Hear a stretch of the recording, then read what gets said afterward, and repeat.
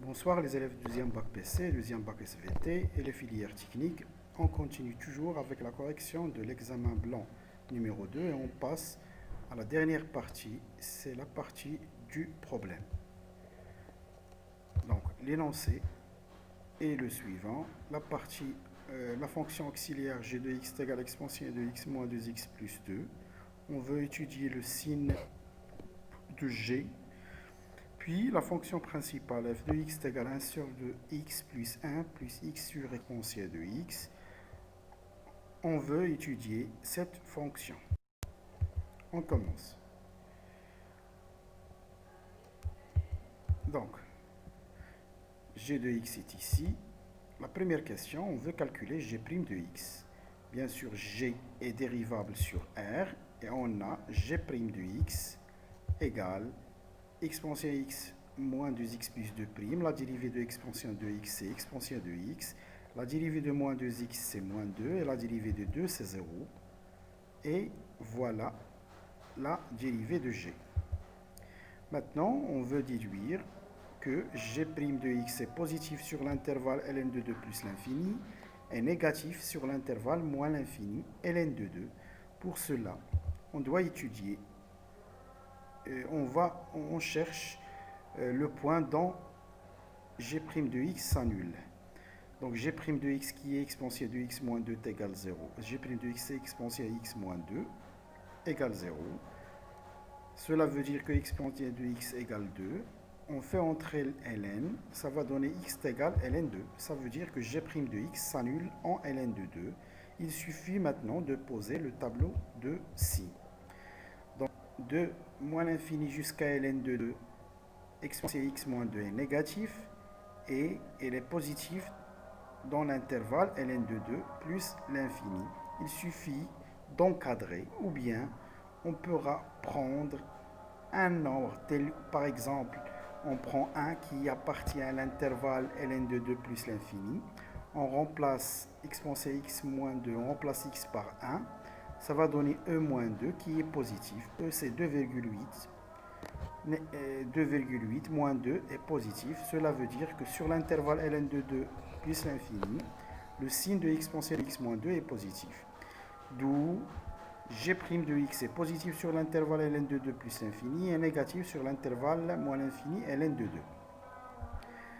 Maintenant, on va dresser le tableau de variation de g. C'est déjà, on connaît déjà le signe de g' de x et les limites aux bornes de d de g. Donc il suffit de poser le tableau de variation. Bien sûr, on doit d'abord calculer l'image de ln de 2. On prend g de x et on remplace x par ln de 2. Ça va donner exponentielle ln de 2 moins 2 ln de 2 plus 2. Exponentielle ln de 2, c'est 2. 2 plus 2 égale à 4 moins 2 ln de 2. On pose maintenant le tableau de variation. Maintenant, on veut déduire le signe de g de x. Donc, puisque 4 moins 2 ln de 2, qui est g de ln de 2, est une valeur minimale de g sur r. Donc g de ln de 2 est une valeur minimale de g sur r. Cela veut dire que quel que soit x appartient à r, g de x est supérieur ou égal à g de ln de 2. Supérieur ou égal, attention. Rectifiez là. Donc, puisque selon les données g de ln de 2 est strictement positif, cela veut dire que quel que soit x appartient à r, g de x est supérieur strictement à 0. On passe maintenant à la fonction principale, f de x est égal à 1 sur 2x plus 1 plus x sur exponentielle de x. La première question, c'est le calcul de la limite quand x tend vers moins l'infini de f de x. On remplace f de x par sa valeur. Donc 1 sur 2x plus 1, lorsque x tend vers moins l'infini, ça va donner moins l'infini. Et moins l'infini sur exponentielle moins l'infini, exponentielle moins l'infini, c'est 0. Et 0 plus, parce que exponentielle de x, le dénominateur est positif. Donc, moins l'infini sur 0 plus vaut moins l'infini fois 1 sur 0 plus qui vaut plus l'infini. Donc, moins l'infini fois plus l'infini donne moins l'infini. Et si on ajoute moins l'infini à moins l'infini, ça va donner moins l'infini. La justification, la limite quand x tend vers moins l'infini de 1 sur 2x plus 1 donne moins l'infini. Et l'autre, la limite quand x tend vers moins l'infini de x sur exponentielle de x, donne aussi moins l'infini, parce que moins l'infini sur 0 plus, c'est moins l'infini. Moins l'infini sur 0 plus, c'est moins l'infini fois 1 sur 0 plus, qui vaut moins l'infini sur fois plus l'infini, qui vaut moins l'infini. Maintenant, la limite quand x tend vers moins l'infini de f de x sur x, c'est la limite quand x tend vers moins l'infini de 1 sur 2 x plus 1 plus x sur exponentielle de x sur x. On développe, ça va donner la limite quand x tend vers moins l'infini de 1 sur 2 plus 1 sur x plus 1 sur exponentielle de x. 1 sur moins l'infini vaut 1 sur moins l'infini vaut 0. Et exponentielle moins l'infini, c'est 0 plus. Et 1 sur 0 plus vaut plus l'infini. Donc le résultat est plus l'infini. On pourra facilement, on pourra aussi, ici on a fait une autre méthode, on a unifié le dénominateur entre 1 sur x et 1 sur exponentielle de x. En réalité, ce n'est pas la peine parce que c'est facile de faire le calcul directement, mais dans la solution, c'est déjà fait. On a unifié le dénominateur entre 1 sur x et 1 sur exponentielle de x qui va donner exponentielle de x plus x sur x exponentielle de x. Et la limite quand x tend vers moins l'infini de exponentielle de x, c'est 0, plus moins l'infini vaut moins l'infini. Donc en nominateur, il y a moins l'infini. Et en dénominateur, x exponentielle de x, la limite quand x tend vers moins l'infini, c'est une limite usuelle qui donne 0. Et puisque exponentielle de x est toujours positif et x tend vers moins l'infini, donc x négatif, cela veut dire que le dénominateur est négatif, ça va donner 0 moins, d'où moins l'infini sur 0 moins qui vaut moins l'infini fois 1 sur 0 moins qui donne moins l'infini fois moins l'infini, d'où c'est le résultat est plus l'infini. Bien sûr, la justification de tout cela, la limite quand x tend vers moins l'infini de x exponentielle de x, c'est moins l'infini. Et la limite quand x tend vers moins l'infini de x exponentielle de x, c'est 0. On a trouvé moins l'infini sur 0 moins qui vaut moins l'infini fois moins l'infini qui donne plus l'infini. Donc, puisque la limite quand x tend vers moins l'infini de f de x a donné moins l'infini, et la limite quand x tend vers moins l'infini de f de x sur x a donné plus l'infini, donc le C de f a admis une branche parabolique de descente l'axe des ordonnées au voisinage de moins l'infini. Maintenant, on passe à l'autre borne, la limite quand x tend vers plus l'infini de f de x, on remplace f de x par sa valeur. Donc, 1 sur 2x plus 1, sa limite est plus l'infini. Et l'autre, plus l'infini sur exponentielle plus l'infini, c'est une forme indéterminée. Pour cela, ça va donner 1 sur exponentielle de x sur x. Et exponentielle de x sur x, sa limite est plus l'infini, ça va donner 1 sur plus l'infini qui vaut 0. Et il va rester 1 sur 2x plus 1. La justification indique plus l'infini. Et l'autre, ça va donner la limite quand x tend vers plus l'infini de 1 sur exponentielle de x sur x, qui donne 1 sur plus l'infini qui vaut 0. Maintenant, on veut montrer que la droite d'équation y est égale à 1 sur 2x plus 1 est une asymptote de C de f au voisinage de plus l'infini. Pour cela, on doit calculer, puisqu'on a trouvé la limite quand x tend vers plus l'infini de f de x est plus l'infini, donc on doit calculer la limite quand x tend vers plus l'infini de f de x moins y.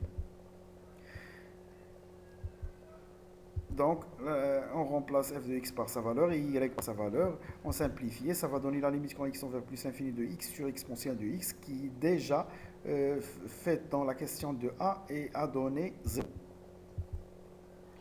D'où la droite d'équation y est égale à 1 sur 2x plus 1 est une asymptote oblique de C de f au voisinage de plus l'infini.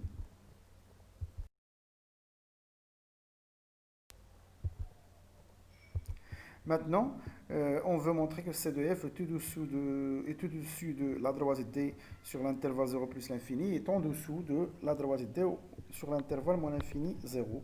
Pour cela, on doit calculer f de x moins y. C'est déjà calculé. On a trouvé x sur exponentielle de x. Le signe du dénominateur exponentielle de x est toujours positif. Donc, le signe de f de x moins y est celui de x. Donc on effectue le tableau de signe de x, et les négatifs de moins l'infini jusqu'à 0 et positif de 0 jusqu'à plus l'infini. Cela veut dire le résultat attendu. Maintenant, on veut calculer la dérivée de f. Pour cela, on doit écrire f est dérivable sur r et f de x On remplace f de x par sa valeur. La dérivée de 1 sur 2x va donner 1 sur 2. La dérivée de 1, c'est 0. Et la dérivée de x sur exponentielle de x, c'est une fraction. Donc, x' fois exponentielle de x moins x fois exponentielle de x' sur exponentielle de x au carré. La dérivée de x, c'est 1. La dérivée de exponentielle de x, c'est elle-même. D'accord. Donc, ici, on factorise par exponentielle de x et on simplifie. Ça va donner exponentielle de x moins 2x plus 2 sur 2 et exponentielle de x. Et en nominateur, c'est la fonction gx. Maintenant, on veut dresser le tableau de variation de f. Pour cela, on doit étudier le signe de f' de x, puisque f' de x égale g de x sur 2 exponentielle de x. Exponentielle de x est toujours positif sur R. Selon la fonction auxiliaire, on a trouvé que g de x est aussi positif sur R, d'où f' de x est strictement positif sur R, donc la fonction est toujours croissante. Et le tableau de variation est le suivant. Maintenant, on veut montrer qu'il existe un nombre réel alpha dans l'intervalle moins 1, 0, tel que f de alpha égale 0. C'est le théorème des valeurs intermédiaires, TVI. Les trois conditions. La première condition, f doit être continu, puis il doit être strictement monotone, et f de a fois f de b inférieur à 0. Donc, il suffit de dire que f est continue et strictement croissante selon le tableau de variation précédent sur l'intervalle moins 1, 0. On calcule f de moins 1, on remplace x par moins 1 dans la fonction f de x. Ça va donner ce résultat qui vaut 1 sur 2 moins e, qui est négatif. Et f de 0, c'est égal à 1, qui est positif. Donc f de a fois f de b négatif. Cela veut dire qu'il existe un nombre réel alpha dans l'intervalle moins 1, 0, tel que f de alpha est égal à 0. On passe maintenant à la question 4. On veut déterminer la tangente de la courbe de f au point d'abscisse 0. C'est une question directe. Y égale f' de 0, facteur de x moins 0 plus f de 0. Dans f' de x, on calcule f', on remplace x par 0 et on calcule f' de 0. Et dans f de x, on remplace x par 0 et on calcule f de 0. Ça va donner 3 sur 2x plus 1. La question 5, on veut calculer la dérivée seconde de f pour déterminer le point d'inflexion de c de f. Donc f' est dérivable sur r et f seconde de x. On remplace f' de x par sa valeur, ça va donner f'. Et f' de x c'est déjà calculé. On a trouvé g de x sur 2 exponentielle de x. C'est une fraction, donc g' de x fois 2 exponentielle de x moins g de x fois 2 exponentielle de x' sur 2 exponentielle de x au carré qui vaut 4 fois exponentielle de x au carré. On remplace g' de x par sa valeur parce qu'on l'a déjà calculé dans la fonction, dans la partie 1. Ça va donner exponentielle de x moins 2. Donc cela, on développe, ou bien on factorise par exponentielle de x et on simplifie. Sinon, on développe. Puis, on factorise par exponentielle de x. On a trouvé ce résultat. On factorise par exponentielle de x et on simplifie. Par 4 exponentielle de x et on trouve exponentielle de x moins 2 sur exponentielle de x. Bien sûr, pour trouver le point d'inflexion d'une fonction, d'une courbe d'une fonction, et le point dont f seconde s'annule et change le signe. Donc on cherche le point dont f seconde s'annule. Donc on résout l'équation f seconde de x égale 0. Cela veut dire que x moins 2 sur exponentielle de x égale 0, d'où le nominateur égale 0. Et on a trouvé x égale 2. Donc 2, c'est l'abscisse du point d'inflexion. Donc il suffit de calculer f de 2 pour trouver aussi l'ordonnée. Donc f seconde s'annule et change le signe en 2. Alors, les coordonnées des points d'inflexion de C de f sont 2f de 2. On calcule f de 2, on remplace x par 2 dans f de x, et on trouve 2 plus 2 sur exponentielle au carré. D'où, coordonnées du point d'inflexion sont 2. 2 plus 2 sur exponentielle de 2. Maintenant, on va tracer le tableau de la courbe de la fonction. Donc on se base sur le tableau de variation. C'est une fonction toujours croissante. Au voisinage de moins l'infini, il y a une branche parabolique de direction de l'axe des ordonnées.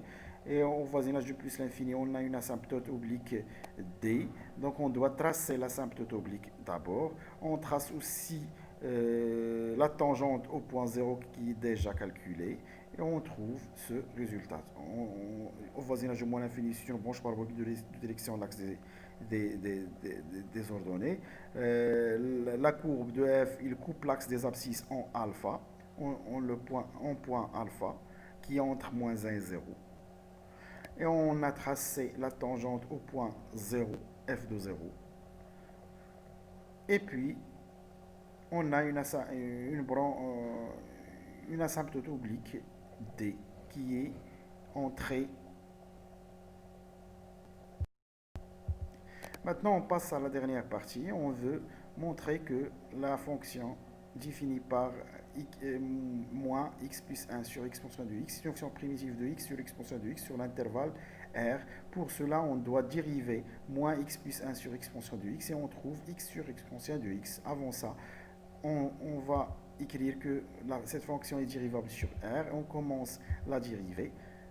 C'est une fraction aussi, donc le nominateur prime fois dénominateur moins nominateur fois dénominateur prime. La dérivée de x plus 1, c'est 1. Ça va rester exponentielle de x. Et la dérivée de exponentielle de x, c'est elle-même. On développe. On simplifie exponentielle de x. Et on a trouvé ce résultat. Après simplification de exponentielle de x, on va trouver x sur exponentielle de x. D'où cette fonction est une fonction primitive de la fonction x sur exponentielle de x sur R. Maintenant, on veut calculer en centimètres carrés l'aire du domaine situé entre C2F et la droite D et les deux droites d'équation x égale 0 et x égale 1. Pour cela, le domaine situé entre C2F et la droite D et les deux droites x égale 0 et x égale 1, c'est l'intégrale de 0 à 1 de la valeur absolue de f de x moins y. Après simplification, on remplace f de x et y par leur valeur, on va trouver la valeur absolue de x sur exponentielle de x. Et puisque sur l'intervalle 0,1, x sur exponentielle de x ou bien f de x moins y est positif, c'est déjà montré dans la question de la position relative. Donc on enlève la valeur absolue. Et on a aussi x sur exponentielle de x. On connaît sa fonction primitive selon la question 7a. Donc on met les crochets et on pose la fonction primitive. Premièrement, on remplace par 1. Ça va donner 2 moins 2 sur e. Moins, avec moins, ça va donner plus. On remplace par 0. Ça va donner 1. Bien sûr, on doit multiplier par l'unité. L'unité, c'est 2 cm. Donc, on doit multiplier par 2 fois 2 cm carrés. 2 fois 2 vaut 4. Et on trouve l'aire du domaine souhaité.